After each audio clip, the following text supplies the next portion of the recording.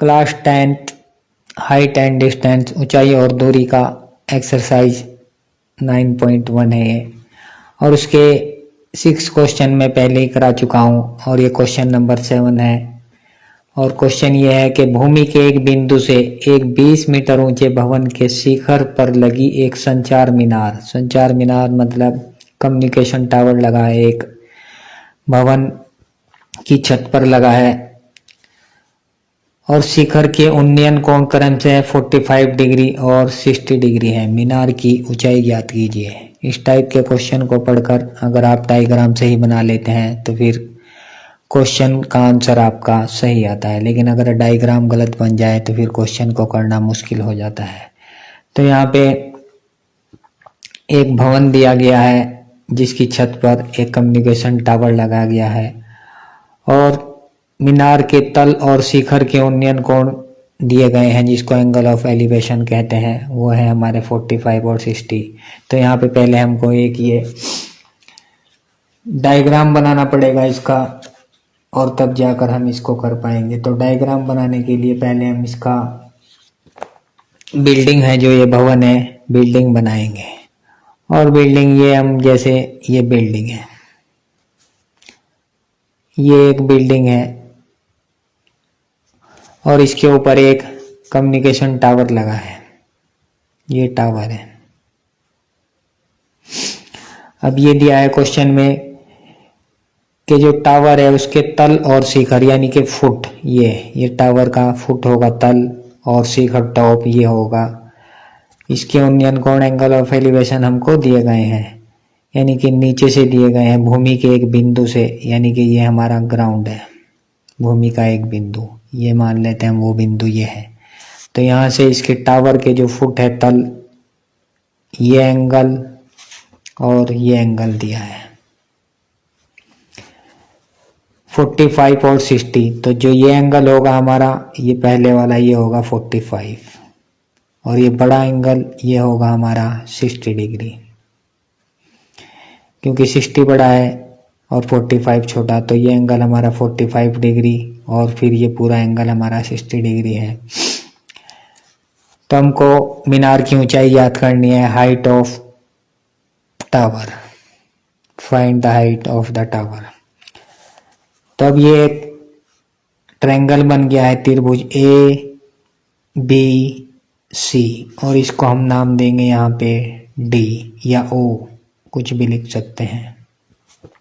तब ये दो ट्रायंगल बन चुके हैं, पहला ये है और दूसरा ये है। और इस टाइप के क्वेश्चन को करने के लिए जब यहाँ पे हमको क्या दिया है 20 मीटर ऊंचा ये हाइट दी है उसकी बिल्डिंग की, ये हमको दिया है और हमको ये वाला हाइट निकालना है OA, ये है हमारा टावर का हाइट सिर्फ OA ये निकालना है। तो ये दिया है ये निकालना है, यानी हमको ये जो बेस है पहले ये मालूम करना पड़ेगा तभी हम इसको निकाल पाएंगे। तो इस बेस को निकालने के लिए पहले इस ट्रायंगल में लेते हैं, जब हमको ये यहाँ पे दिया है 20 तो ये निकालना है। तो ट्रायंगल OBC में इन त्रिभुज ABC OBC में क्या होगा हमारा, यहाँ पे हम tan और cot का यूज करेंगे, sin और cos का यूज नहीं करेंगे। जब हमारा लंब और आधार के बीच में बात होती है तब हम tan या cot ही लेते हैं। और अगर यहाँ पे ये हाइपोटेनस जो तिरछी रेखा होती है जिसको कर्ण कहते हैं, अगर ये दिया हो और ये दिया हो फिर हमको आधार और कर्ण मिलता है फिर cos लगाते हैं। और अगर ये लंब और कर्ण दिया हो फिर साइन का यूज करते हैं। तो इसमें यही ध्यान रखना पड़ता है कि आपको tan थीटा लेना है, sin थीटा लेना है या cos थीटा लेना है। तो अगर ये और ये करना है हमको तो हमको यहाँ पे tan थीटा या cos थीटा का ही यूज करना है। और अगर ये और ये इसके और इसके बारे में बात करनी हो तो फिर हम यहाँ पे sin थीटा का यूज करेंगे। और अगर इसके और इसके बारे में बात करनी हो तो फिर हम यहाँ पे cos थीटा का यूज करेंगे। तो यहाँ पे हम tan थीटा का यूज करेंगे। तो tan 45 ट्रायंगल OBC में tan 45 इज इक्वल टू हमारा क्या होगा, लंब बटे आधार। लंब है हमारा OC और आधार है हमारा BC। लंब को परपेंडिकुलर कहते हैं और आधार को बेस। तो OC हमारा दिया है 20 यानी कि बिल्डिंग की हाइट ऊंचाई, और BC हमको निकालना है, जो ये बिंदु है भवन से कितनी दूरी पर है। तो tan 45 का वैल्यू हमारा होता है 1 और इक्वल टू हो जाएगा हमारा 20/BC। तो BC की 1 में इधर मल्टीप्लाई हो जाएगी, BC इक्वल टू भी हमारा 20 आ गया। BC is equal to 20 metre. BC और ये OC दोनों इक्वल आ गए। अब हम क्या निकालेंगे, इस पूरे बड़े त्रिभुज में लेंगे, बड़े वाले ट्रायंगल में ABC में, ट्रायंगल ABC में इसमें क्या होगा, ये हाइट पूरा लिया जाएगा, ये यहाँ से यहाँ तक लंब होगा और ये बेस होगा। यहाँ पे फिर से हम tan का ही यूज करेंगे क्योंकि हमको ये पूरा हाइट पहले निकालना है। ये तो मालूम हो गया हमें, ये भी हो गया, लेकिन ये निकालने के लिए पहले इस पूरे हाइट का मालूम करना पड़ेगा। तब इस पूरी में से इस 20 को माइनस करेंगे और ये निकल जाएगा हमारा हाइट ऑफ टावर, मीनार की ऊंचाई। कम्युनिकेशन टावर है, इसकी हाइट निकालनी है। तो ट्रायंगल ABC में हमारा क्या होगा, tan 60 इज इक्वल टू होगा हमारा लंब बटे आधार BC, और AC हमको अभी नहीं दिया है। और tan 60 का वैल्यू हम यहाँ पे लिखते हैं, tan 60 का वैल्यू हमारा होगा √3 और tan 30 का होता है 1/√3 और tan 60 का उसका उल्टा होता है √3। और ये हो जाएगा हमारा AC/BC का वैल्यू हमारा है, अभी हमने निकाला 20। तो AC इक्वल टू हमारा कितना आ गया, 20√3। AC 20 की इधर √3 में मल्टीप्लाई होगी, तो AC इज इक्वल टू हो गया हमारा 20√3। अब हमको क्या निकालना है, हाइट ऑफ कम्युनिकेशन टावर।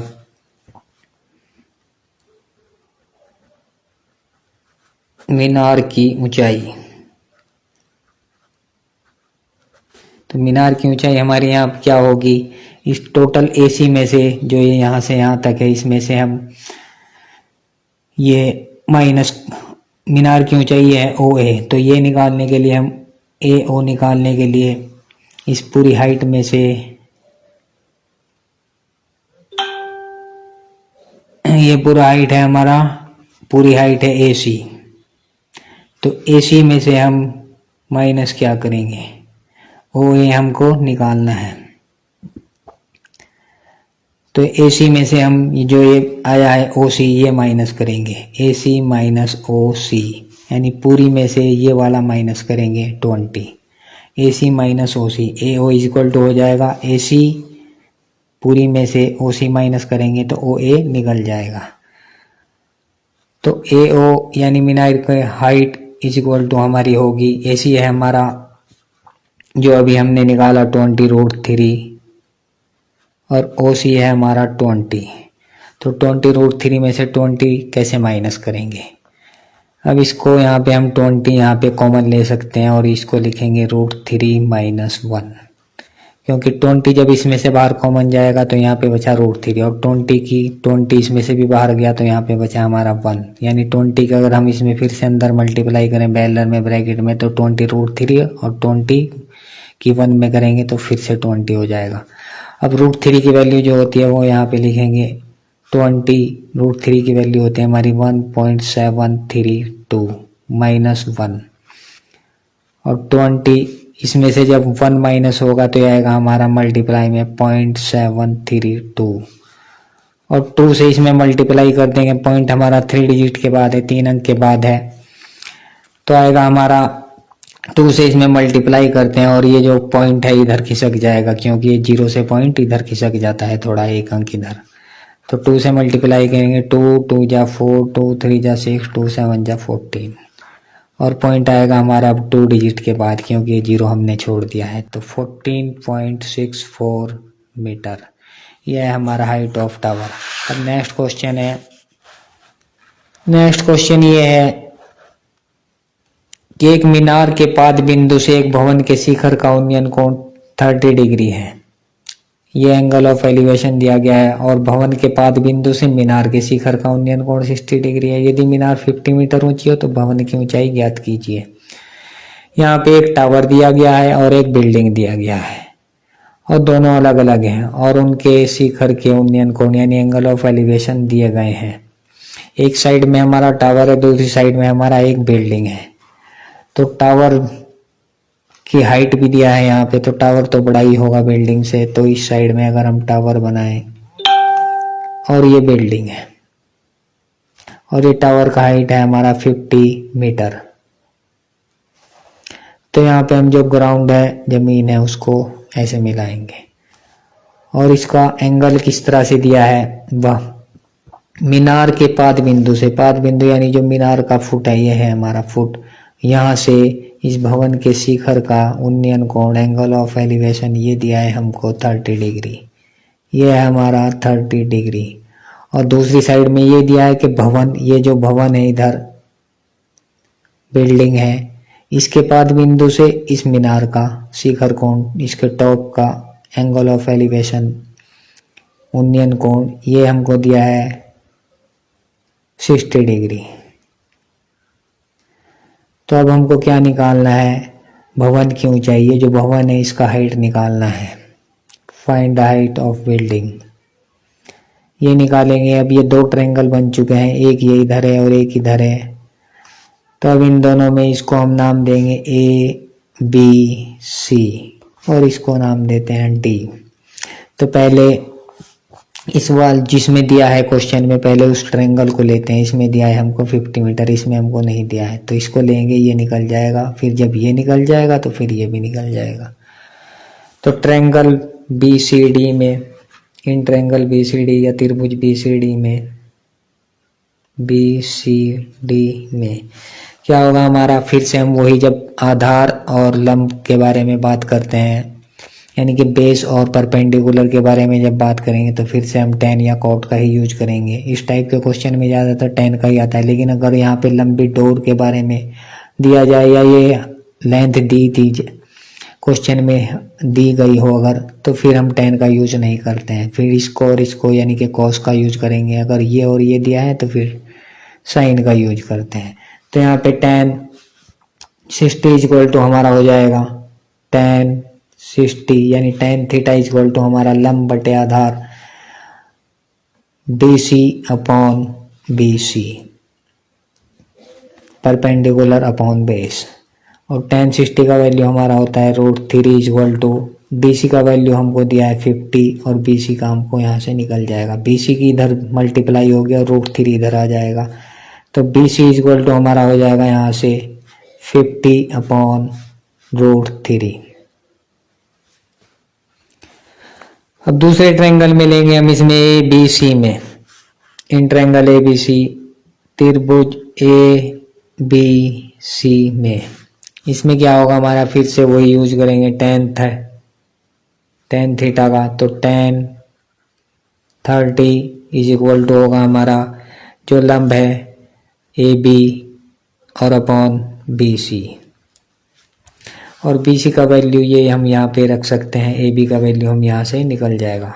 तो tan 30 इक्वल टू हमारा tan 30 वैल्यू का वैल्यू होता है 1/√3 और equal to AB upon BC।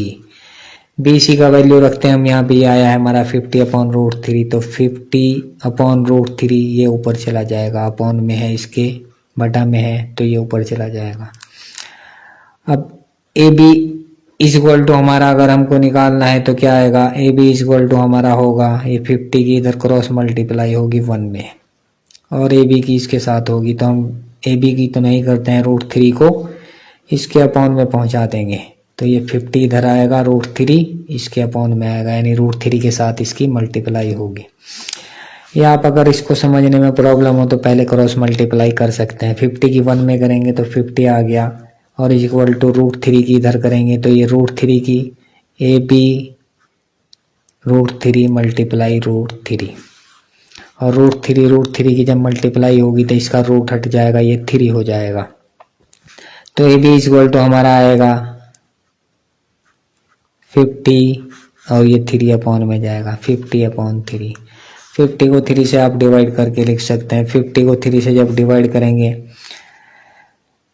तो 3 1 जा 3 और फिर 2 और 3 6 जा 18 और फिर 2 और फिर 3 6 18, फिर से 2 बचेगा, 3 6 18, यही 6 6 आता चला जाएगा, तो ये 16.66 मीटर। ये आ गई हमारी हाइट ऑफ बिल्डिंग, मीनार, उसकी भवन की ऊंचाई, भवन की ऊंचाई। अब नेक्स्ट क्वेश्चन है जो, वो भी इम्पोर्टेंट क्वेश्चन है, थोड़ा डिफरेंट टाइप का है। यहाँ पर एक 80 मीटर चौड़ी सड़क के दोनों ओर आमने सामने समान लंबाई वाले 2 खंभे लगे हुए हैं। इन दोनों खंभों के बीच सड़कों के एक बिंदु से खंभों के शिखर के उन्नयन कोण क्रमशः 60 डिग्री और 30 डिग्री है। खंभों की ऊंचाई और खंभों से बिंदु की दूरी ज्ञात कीजिए। तो इसका पहले डायग्राम बनाना पड़ता है। हाइट एंड डिस्टेंस में अगर डायग्राम से ही बन जाता है तो क्वेश्चन को करना काफ़ी इजी हो जाता है। तो डायग्राम बनाने के लिए हमको यहाँ पे पहले जो सड़क दी गई है 80 मीटर चौड़ी, वो बनानी पड़ेगी। ये हम मान लेते हैं ये एक सड़क इधर से इधर को आ रही है और इसकी जो विड्थ है, चौड़ाई है, वो 80 मीटर है। अब इस सड़क के दोनों ओर 2 खंभे लगे हुए हैं, जैसे ये पोल लगे हुए हैं और दोनों समान लंबाई के हैं। 2 पोल लगाए हैं और दोनों की हाइट इक्वल है, समान लंबाई के 2 पोल हैं। अब ये पोल हमने लगा दिया। अब ये सड़क इधर से इधर को जब गुजर रही है और यहाँ पे अगर हम कोई पॉइंट ले लें, बिंदु दिया है सड़क के एक बीच में, और इस बिंदु से दोनों का जो एंगल है वो अलग अलग है, ये और ये अगर हम मिला दें तो एक साइड का एंगल है हमारा 60 डिग्री और दूसरे का है 30 डिग्री। तो खंभों की ऊंचाई और खंभों से बिंदु की दूरी, ये हाइट हमको दोनों निकालनी, ये दोनों इक्वल है तो एक हाइट निकलेगी तो दूसरी भी वही होगी। और खंभों से बिंदु की दूरी यानी कि यहाँ से यहाँ तक का डिस्टेंस और यहाँ से यहाँ तक का डिस्टेंस हमको निकालना है। जब टोटल हमको ये यहाँ से यहाँ तक 80 मीटर दिया है, तो अगर एक को हम x मान लें इस वाले को, तो ये हो जाएगा हमारा 80 माइनस एक्स, यानी कि 80 में से टोटल में से हम x को माइनस कर देंगे, ये हो जाएगा 80 माइनस एक्स। तो अब दोनों ट्रायंगल में लेते हैं a b और यहाँ पे नाम देते हैं ये c और ये हो गया d और यहाँ पे कुछ भी नाम लिख सकते हैं p। तो अब इस ट्रायंगल में लेते हैं, पहले वाले में ट्रायंगल ए बी सी में,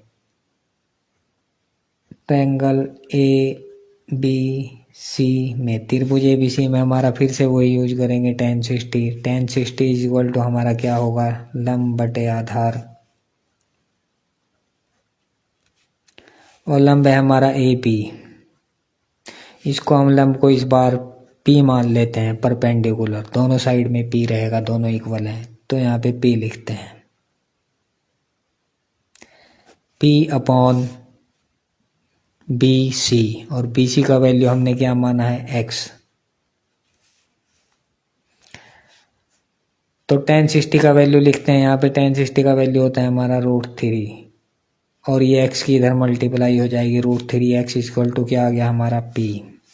अब दूसरे ट्रायंगल में लेते हैं, triangle D C P, triangle D C, ये P माना है, ये भी P माना है, इसको कुछ और कर लेते हैं, triangle O, triangle D C O में।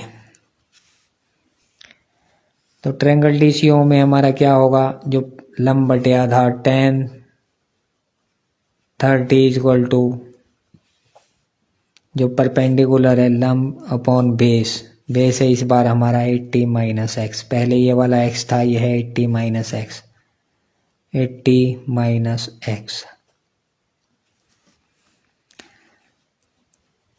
तो यहाँ से tan 30 का वैल्यू हमारा क्या होता है, 1 अपॉन √3 ये रखेंगे और इज इक्वल टू होगा हमारा P अपॉन 80 माइनस एक्स। अब यहाँ से हम x का वैल्यू अगर निकालें इक्वेशन फर्स्ट से, x इक्वल टू हमारा कितना होगा, x इक्वल टू हमारा होगा P अपॉन √3,